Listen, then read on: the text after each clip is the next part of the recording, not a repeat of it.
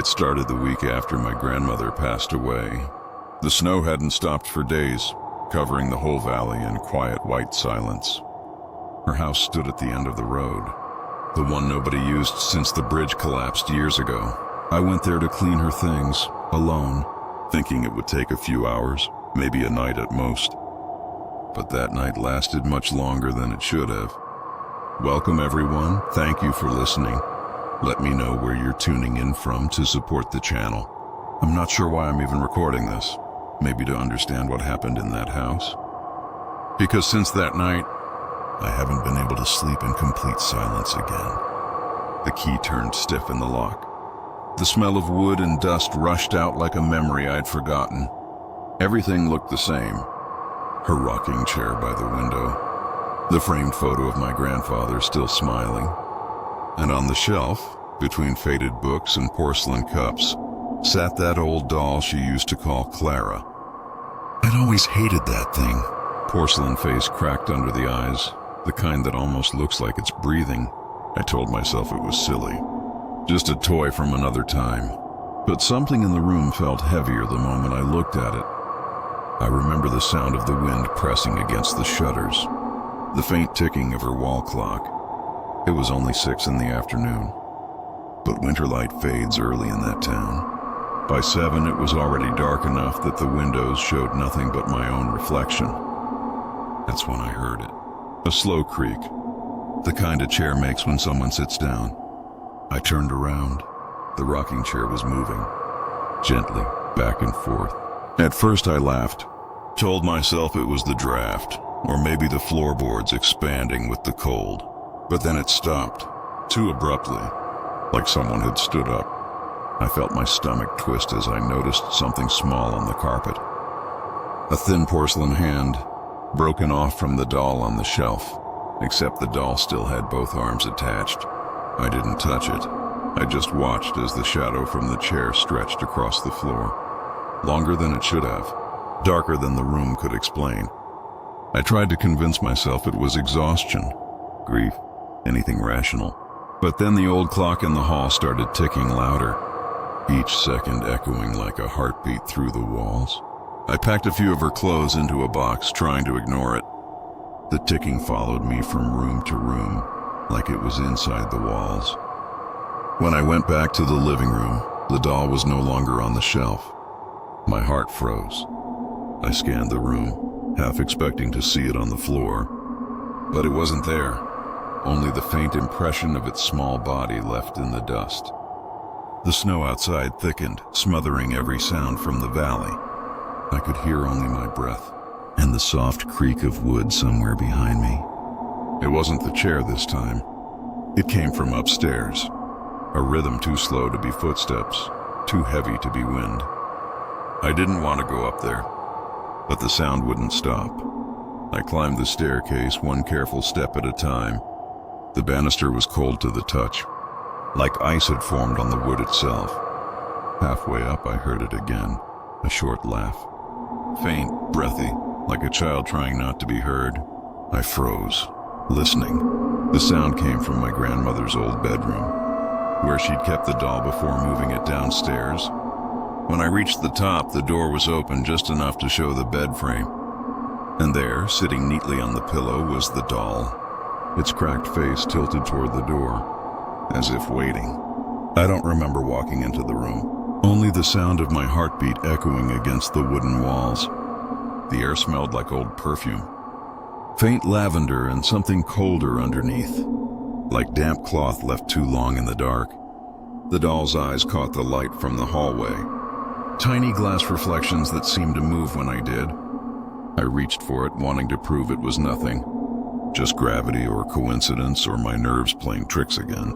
But the moment my fingers touched its dress, the house sighed, a long, low groan from somewhere deep beneath the floorboards, like the wood itself was exhaling after years of silence. I took the doll downstairs and placed it back on the shelf, told myself to finish packing, leave early, and never come back. But I couldn't shake the feeling that I was being observed from somewhere I couldn't quite locate. The snow outside had buried my car tires completely. The road out of the valley would be impossible until morning. So I lit the fireplace, sat on the couch, and tried to read one of her old books. The pages were soft and yellowed. The words familiar, but I couldn't focus. Every sound felt amplified. The crackle of wood, the distant ticking, the slow settling of the house. At one point I heard something soft, almost like a whisper beneath the sound of the fire. A child's voice, faint and quick, saying something I couldn't make out. I turned off the lamp, listened. Nothing but wind against the glass. Still, I felt it. That quiet certainty that I was no longer alone in the room. If you've ever felt something watching you in the dark, this story might feel familiar, because that's exactly what it was. Not noise, not presence, but awareness. A weight that sat just outside the edge of my vision. I told myself to sleep, to let the night pass, to wait for daylight to clear my head. But the night had other plans. Sometime after midnight, I woke to the sound of footsteps again.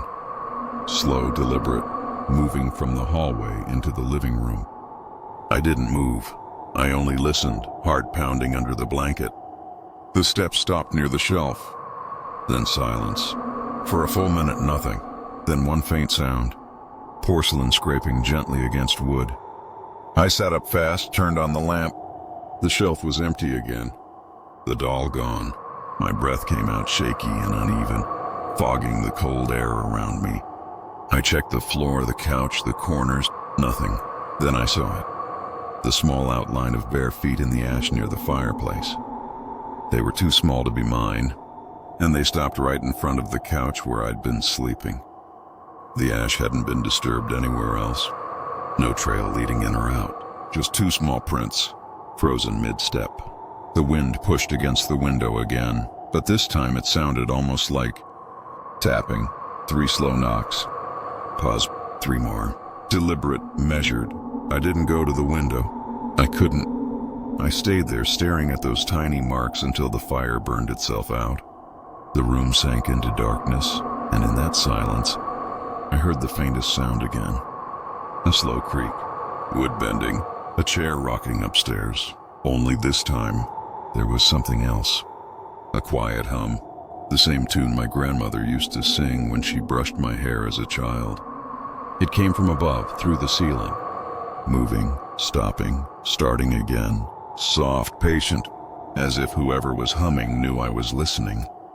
I whispered her name once, Abuela, just to hear it out loud, and the humming stopped. Instantly, the clock ticked once, twice, then silence. I sat there for what felt like an hour, waiting for the house to breathe again.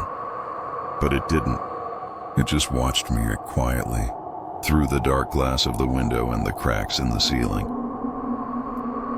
When dawn finally came, the sky looked colorless. The kind of gray that erases distance, sound, and time itself. I hadn't slept. I just sat there, wrapped in the same blanket, staring at those 2 prints in the ash.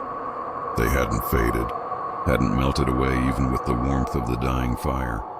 Something in me whispered that they didn't belong to this night. I made coffee the way my grandmother used to. Too much sugar, too little patience.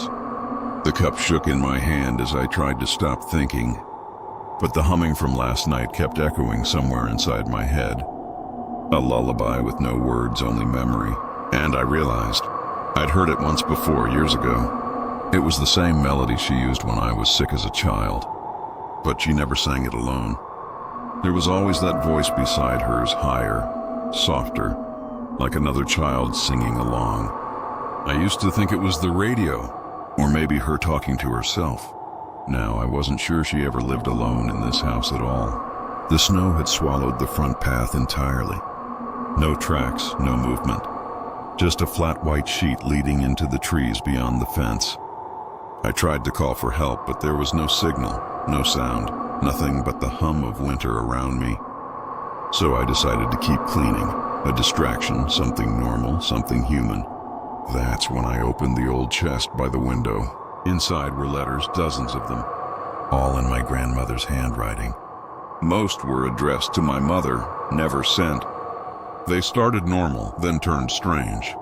Sentences cut short, words scratched out, like she'd changed her mind mid-thought. In one of them, she mentioned the child that wouldn't leave the room. I froze when I read that.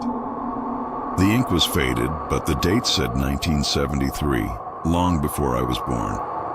Underneath the letters, wrapped in fabric, was a small dress. The same pattern, the same lace as the dolls. It looked handmade and too small for any real child. But the collar was stained. Not red, not brown. Just old, shadowed, like something had once been soaked and then forgotten. I heard the floor creak behind me again. Slow, careful. I didn't turn right away. I just listened. The steps stopped exactly where the doll's shelf was downstairs. My breath fogged the cold air as I whispered, almost pleading, "Please stop." But the next sound wasn't footsteps. It was breathing. Faint, childlike, from just behind the wall. The rhythm too steady to be wind. I moved closer, pressing my ear against the wooden paneling. And there it was. The same lullaby, muffled but clear, as if sung from inside the wall itself. My hands trembled as I ran them along the surface until one spot sounded hollow. The boards had been replaced recently, cleaner, lighter in color. I fetched a small knife from the kitchen and pried one edge loose. Cold air burst out like a sigh from the house's lungs. Inside, hidden between the beams, was something wrapped in newspaper and cloth. I pulled it out slowly, expecting dust or photographs. But it was another doll. Identical to Clara, except this one had no eyes. Just two hollow sockets, painted shut with layers of white paint. I almost dropped it, but something inside me said, "Don't." And when I looked closer, I saw faint handwriting on the back of its neck. A name. Not Clara. Elena, my mother's name. I stood there, holding that thing, the air frozen around me. And I finally understood what my grandmother meant when she said the house should never be left empty. I stayed frozen, staring at the name written on that porcelain neck. The paint was cracked, almost faded, like someone had tried to erase it years ago. I whispered my mother's name again, softer this time, afraid of the echo it might wake inside those walls. Somewhere behind me, the floor shifted, just once, like a step taken carefully not to startle me. The air felt heavier, pressing down as if the whole house was holding its breath. I wrapped the second doll in the blanket, trying not to touch its face. Then I heard the humming again, faint, trembling, rising from the cracks in the floorboards below. It wasn't angry, just patient, a sound that had been waiting to be heard. For years, maybe decades, and I realized something I didn't want to believe. The lullaby wasn't coming from the house. It was coming from under it. From the cold cellar my grandmother never let anyone open. The one she locked before she died and told us it's better left closed. My pulse throbbed in my ears as I walked toward the small wooden door beneath the stairs. The padlock was still there, rusted but broken clean through, as if someone or something had already gone inside. The air pouring out smelled of wet earth and old paper. I held my phone light forward and the beam caught the outlines of small objects on the floor. Dozens of dolls, all identical, all cracked in the same place beneath the eyes. Each one wore a different piece of children's clothing. Some were missing buttons, others tied with ribbons that looked strangely recent. I backed away slowly, but something caught my foot. A small wooden box half buried in dust. Inside was a stack of photographs, black and white, children standing in front of the house. One photo made my throat close. A little girl with the same eyes as my mother, holding the doll named Clara. Behind her, my grandmother, smiling, but her hand was pressed against the child's shoulder too tightly. The back of the photo read, Winter, 1973. First one finished. Finished what? The wind slammed the shutters upstairs. Snow rattled against the window panes like soft knuckles on glass. And then, from somewhere deep in the house, a voice whispered my name. Not from the cellar, not from the room. From right behind me, I turned, nothing there.